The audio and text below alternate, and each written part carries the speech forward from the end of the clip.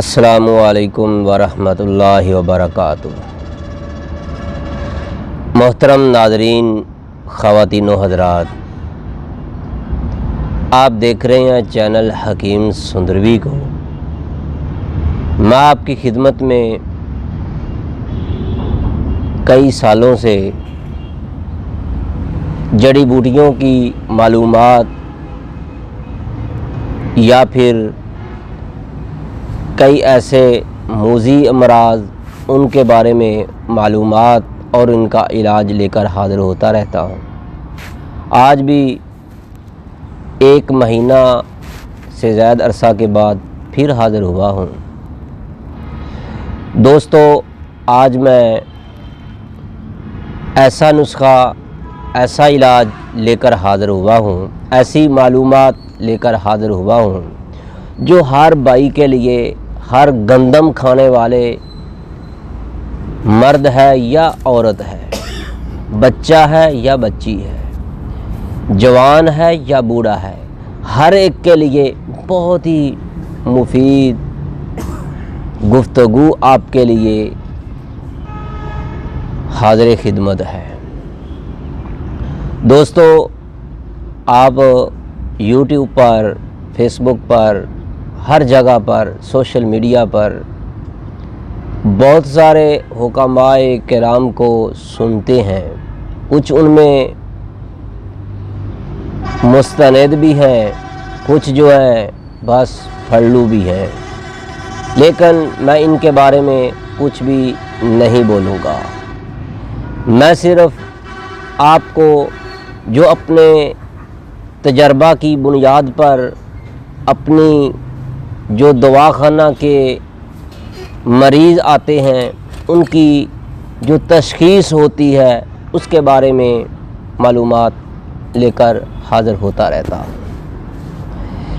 रोज़ाना वीडियो बनाने का मन नहीं करता, ना ही इतना टाइम होता है, लेकिन दोस्तों के इसरार पर कभी ना कभी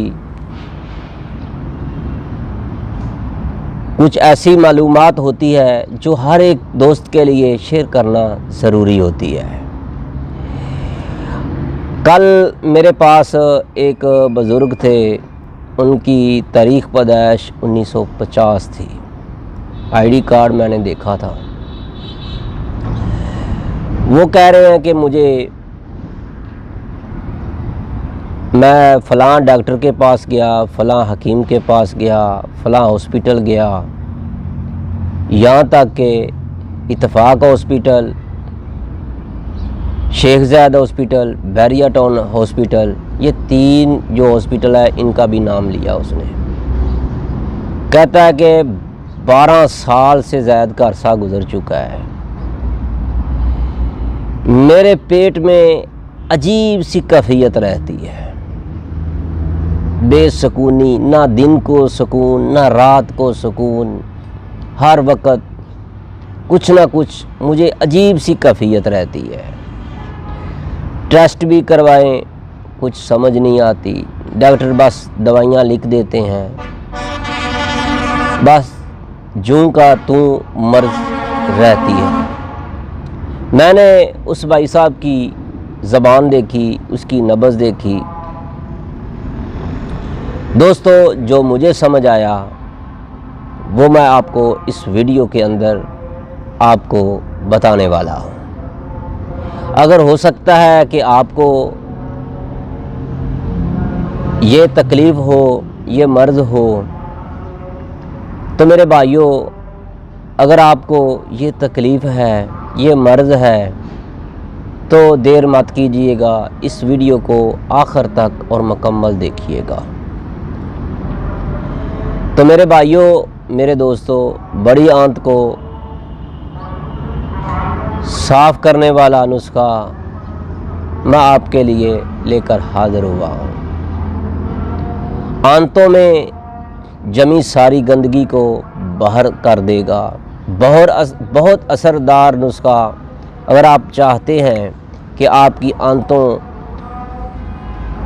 आंतों के अंदर सफाई हो जाए, आपकी आंतें जो हैं वो सही जो है काम करना शुरू कर दें, आपके जिस्म के बहुत सारे रोग दूर हो जाएं।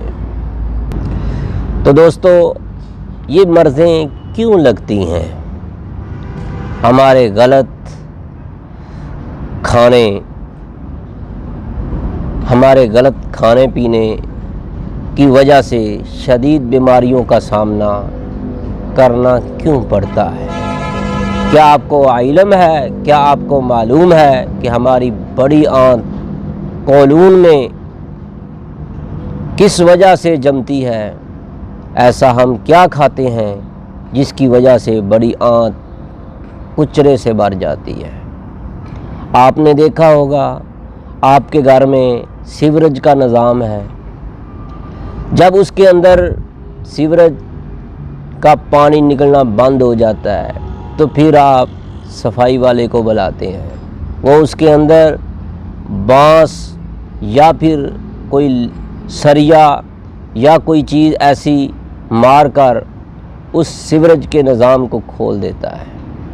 वो होता क्या है, थोड़ा थोड़ा उसके अंदर कुचरा जमता रहता है, जैसे रेत है या इस तरह की कोई ना कोई चीज़ बड़ी चली जाती है, वो अटक जाती है।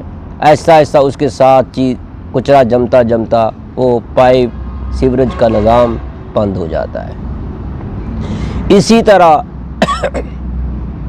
इंसानी ज़िंदगी के अंदर मैदे का निज़ाम, आंतों का निज़ाम बहुत ही अहमियत का हामिल है। तो मेरे भाइयों, जिसकी वजह से बड़ी आंत जो है वो कुचरे से भर जाती है। जब कुचरे से भर जाती है, जो चीज़ भी मैदे से बनी हुई हम खाते हैं वो ऐसा ऐसा बड़ी आंत की दीवारों के साथ चिपकती चली जाती है। एक एक कतरा, एक एक कुचरे का छोटा छोटा टुकड़ा वो एक एक किनारे के साथ साथ जमता चला जाता है। तो मेरे भाइयों, जिसकी वजह से जो बड़ी आंत होती है, जहाँ से पखाने का गुज़र होता है, तो मेरे भाइयों उसकी दीवार मोटी होती चली जाती है, जिसकी वजह से हमारा पेट बढ़ना शुरू हो जाता है, जिसकी वजह से हमारा पेट लटकना शुरू हो जाता है। तो मेरे भाइयों, इसी कुचरे की वजह से हमें बहुत ख़तरनाक बीमारियां लग जाती हैं। आंतों में बलगम का जम जाना या बलगम आंतों की तरफ से खून के ज़रिए फेफड़ों में चली जाती है, जिस वजह से सांस में दुश्वारी शुरू हो जाती है। तो मेरे भाइयों, अगर आप चाहते हैं कि आपकी आंतों के अंदर कोई कुचरा मुचरा ना जम जाए, अगर आपने बाइक ली हुई है, साइकिल ख़रीदी हुई है या गाड़ी ख़रीदी हुई है, उसकी 15 दिन बाद, 2 हफ्ते बाद, 3 हफ्ते बाद, 1 महीने बाद उसकी सर्विस भी करवाते हैं, उसकी ट्यूनिंग भी करवाते हैं, लेकिन अपने मैदे का, अपनी बॉडी का आपको ज़रा बार भी ख्याल नहीं। ख्याल कब आता है? जब आप बिस्तर पर लग जाते हैं। तो मेरे भाइयों, जब 70 साल की उम्र हो जाती है, 80 साल की उम्र हो जाती है, फिर आप हमें ये बीमारी लग गई है, हमें ये बीमारी लग गई है, डॉक्टर दवाइयाँ सही नहीं देते, हकीम पहले वाले रह नहीं गए, पहले जो पुराने हुक्मा थे वो दवा देते थे, एक सवा की चुटकी देते थे तो आराम आ जाता था। तो मेरे भाइयों, मैं आपको एक बात बताऊं, मेरे पास एक औरत आ गई। वो आते ही मुझसे बोलना शुरू हो गई, आप हकीम हैं? मैंने कहा नहीं, हकीम का शागिर्द हूँ। हकीम साहब कहाँ हैं? मैंने कहा आप बात करें, क्या काम है? आप मुझे बताएं कि मुझे क्या मर्ज़ है। मैंने उस औरत को, जिसकी उम्र तकरीबन 40 से 45 साल होगी, मैंने उसको कहा,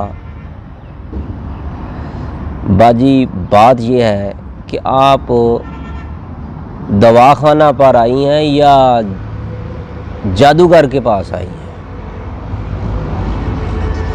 आप किसी तबीब के पास आई हैं या फिर किसी फुटपाथ पर बैठे हुए जो लोगों के हाथ देखते हैं, किस्मत के हाथ देखते हैं, बीमारियां देखते हैं, लोगों की शादियां करवाते हैं, उसके पास आई हैं? मैं तो अपना इलाज के लिए आई हैं। तो मैंने कहा फिर बाजी मेरी बात सुन, मेरी बहन मेरी बात सुन, जो आपको मसला है वो आपने मुझे बताया नहीं, कोई बात नहीं की, आते ही मुझसे इतने सवालात करने शुरू कर दिए हैं, मुझे मर्ज़ क्या है।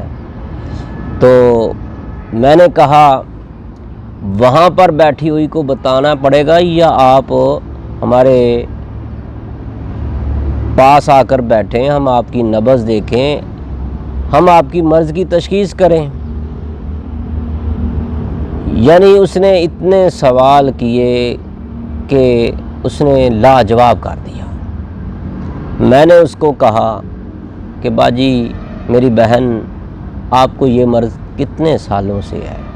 कहती है कि मुझे 20 से 25 साल हो गए, कोई इस तरह का हकीम नहीं है, कोई डॉक्टर नहीं है, डॉक्टरों के पास तो मैं कम ही जाती हूँ, कोई भी ऐसा हकीम मेरे नज़दीक नहीं गुज़रा जिसने मेरी मर्ज़ बताई हो, जिसने मेरा इलाज किया हो। तो मैंने उसकी नब्ज़ देखी, मैंने उसको बताया कि बाजी मेरी बहन आपकी ये मर्ज़ है, आपकी आंतों के अंदर जो है वो सफाई होने वाली है, आपकी अंतड़ियों के अंदर ख़ास करके बड़ी आंत के अंदर कुचरा जमा हुआ पड़ा है। लेकिन एक बात ज़हन में रख ले, इसका मुकम्मल इलाज, मर्ज़ मुकम्मल बताने का सारा प्रोसीजर हम आपको बताएंगे। इसका इलाज 3 महीने में होगा। तो वो फौरी बोलने लगी कि हकीम साहब आप ये दवा कितने दिन में कितनी बार खानी पड़ेगी और इसके वज़न क्या होगा? मैंने कहा सुबह शाम एक एक खुराक 1 टीस्पून आपने खानी होगी, ऊपर से सादा पानी पीना होगा। तो मेरे भाइयों वो औरत बोलना फिर शुरू हो गई, कहने लगी हकीम तो वो होते हैं जो एक कख देते हैं, स्वा की चुटकी देते हैं तो आराम आ जाता है। तो मैंने उसको बोला मेरी बहन मेरी बात सुन, आपको 20-25 साल में ना तो एक स्वा की चुटकी मिली है, ना ही आपको एक कख मिला है जिसके साथ आपको आराम आ सके। इतना इस तरह का किसी माँ ने कोई बेटा पैदा ही नहीं किया मेरे ख़्याल में, जो आपको स्वा के साथ हैं, जो जली हुई लकड़ी या बोसा होता है उसकी जो स्वा होती है उसके साथ आपको चुटकी खाने से, गंदगी खाने से आपको आराम आ जाए। तो मेरे भाइयों, तो मेरा आपको बताने का मसला ये है कि इलाज उससे करवाएं जो मर्ज़ की तशख़ीस तक पहुंच जाए।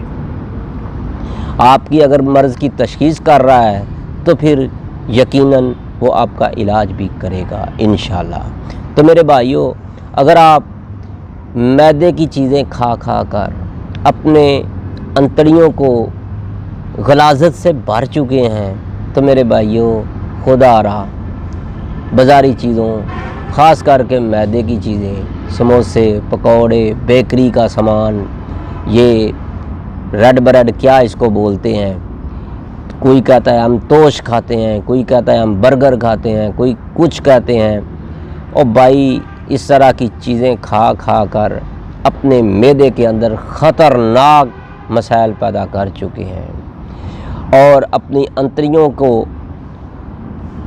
साफ़ करने की बजाय, उसकी ट्यूनिंग करने की बजाय तबीब और हुकामाए किराम के बारे में गलाज़त भरी गुफ्तगू करना छोड़ दीजिएगा। मेरे भाइयों, जब बलगम अंतड़ियों के अंदर जमती है तो फिर खून के साथ वो आपके फेफड़ों तक भी जाती है।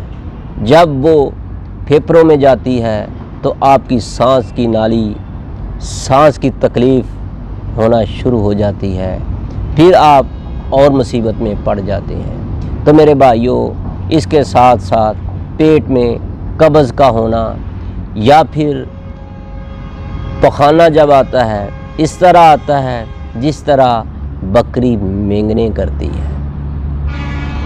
हर घंटे बाद पेट में ऐसे अजीब सी कैफियत पैदा होती है कि अभी पखाना आया, लेकिन पखाना नहीं आता। अगर आता भी है तो बस थोड़ा सा, पेट साफ नहीं होता। तो मेरे भाइयों, इस तरह की गंदी चीज़ें खाओगे तो फिर ऐसे ही होगा। तो मेरे भाइयों, आज की वीडियो के अंदर थोड़ी सी लंबी ज़रूर होती जा रही है, इस गुफ्तगू को ज़रूर सुनिएगा। जो बंदा, जो आपका जाने वाला मैदे की तकलीफ़ या अपने अंदर बेचैनी समझता है, वो उसको इस वीडियो को ज़रूर उस तक पहुँचाए। मेरे भाइयों, अगर आपकी आंतों के अंदर तकलीफ़ है, अगर आपको सर दर्द रहता है, अगर आपकी टांगें कपाती हैं, अगर आपकी टांगें खंचाओं के साथ रहती हैं, आपकी पिंडलियां दर्द करती हैं, तो मेरे भाइयों, एक बार तैयबा दवाखाना पर ज़रूर तशरीफ़ लाएं।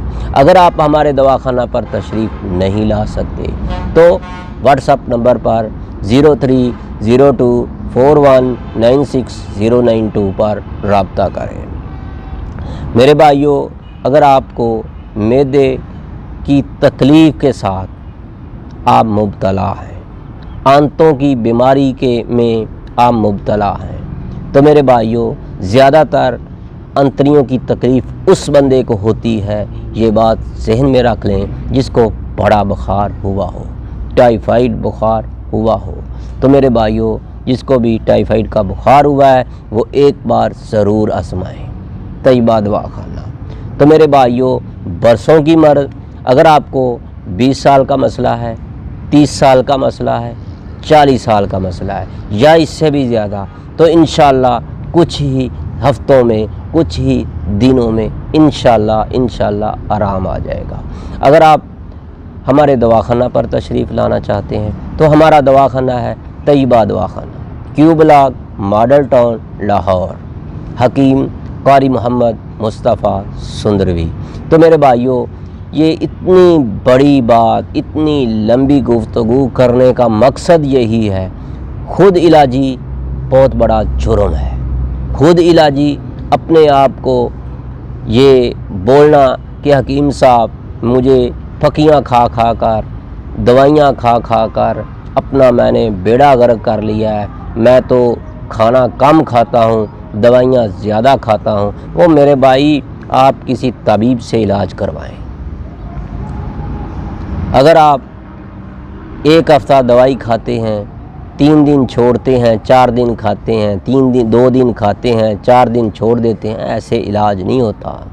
तो मेरे भाइयों, अपनी सेहत का ख्याल रखिएगा। अगर आप नई बाइक लेते हैं, मैंने 2-3 दिन पहले एक दोस्त को देखा, वो नई बाइक लेकर आया था, अभी उसको नंबर प्लेट नहीं लगी हुई थी, उसकी टंकी के ऊपर थोड़ा सा दाग लगा हुआ था। मैं पास से गुज़र रहा था, उसने उसकी अपनी टंकी के ऊपर से थूक लगाकर थूक फेंका और कपड़े से साफ़ करना, अपनी जेब के रुमाल से साफ़ करना शुरू कर दिया। इतनी केयर कर, मैंने तो उसको बोला भाई अपनी ज़बान के साथ चाटो इसको। अपनी सेहत का ख्याल नहीं रखते, लेकिन अपनी गाड़ी नहीं ले ली, मोटरसाइकिल ख़रीद ली, उसकी इतनी केयर करोगे कि इसको दाग ना लग जाए, लकीर ना पड़ जाए, कोई निशान ना पड़ जाए, लेकिन अपनी सेहत जो नज़र आता है बस खाते चले जाओ, जो नज़र आता है खाते चले जाओ। तो मेरे भाइयों, ये एक अच्छी बात नहीं। अपनी सेहत का ख्याल रखिएगा, अपनी दुआओं में ज़रूर याद रखिएगा।